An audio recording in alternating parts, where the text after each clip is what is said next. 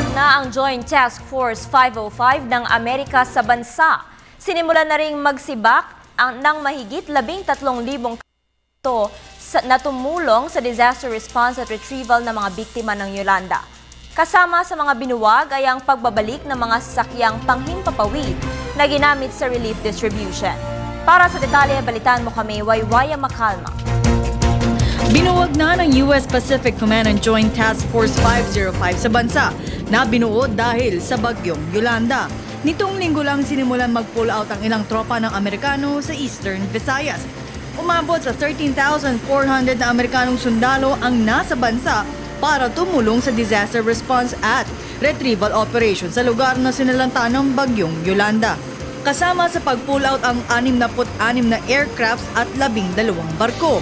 Noong isang linggo ay nagsimula ng bumaba ang bilang ng mga US military sa 3,000 US servicemen at may 1,900 marino ang nasa barkong idineploy sa Visayas para sa Oplan, Damayan.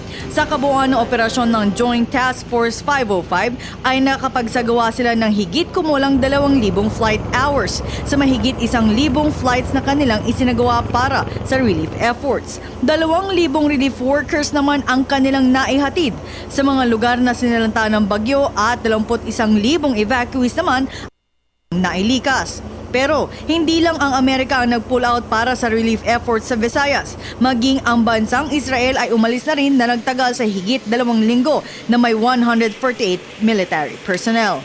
Ayon naman sa huling tala ng National Disaster Risk Reduction and Management Council, umakyat sa bilang ng 5,719 na individual ang nasawi dahil sa bagyong Yolanda. Sa araw na ito ay 39 ang naidagdag na lahat ay galing sa Tacloban, Leyte, na kung saan nagtala sa 2,116 ang bilang ng mga unidentified na naitala sa Tacloban City lamang.